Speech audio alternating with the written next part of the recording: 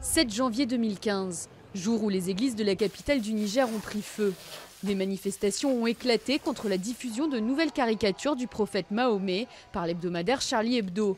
80% des lieux de culte chrétiens ont été détruits, brûlés, pillés. Parmi les lieux saccagés, la plus vieille église du pays.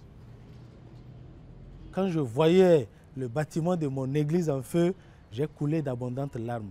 Et beaucoup parmi nos fidèles ont pleuré. Et il y en a qui, jusqu'à ce jour, sont absents parce qu'ils ont encore peur de certaines rumeurs selon lesquelles il y aura des représailles. Et ils ont même peur des fois qu'on soit en plein culte et qu'on soit encore attaqué.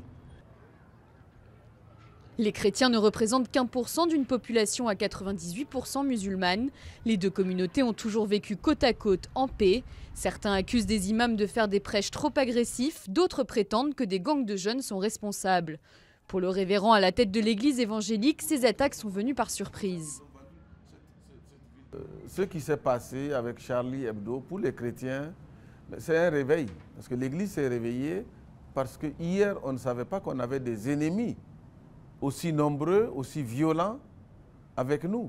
Mais maintenant, tout le monde est conscient et tout le monde maintenant prend conscience et tout le monde se prépare maintenant pour pouvoir éviter que demain ne se reproduise. Une commission a été créée par l'église évangélique pour faire un état des lieux des dégâts et pour reconstruire les lieux de culte, mais aussi les lieux interreligieux.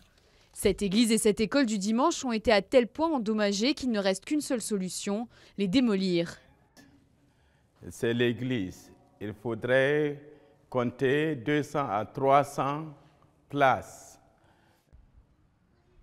Mais des cendres renaissent de nouveaux lieux de culte. Les messes sont célébrées comme avant sous des structures temporaires et les fidèles sont de plus en plus nombreux le dimanche.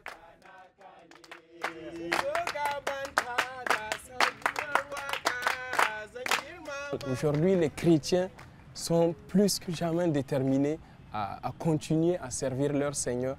Et ce ne sont pas des destructions ou des ravages qui vont faire en sorte que le christianisme s'arrête dans ce Niger-là.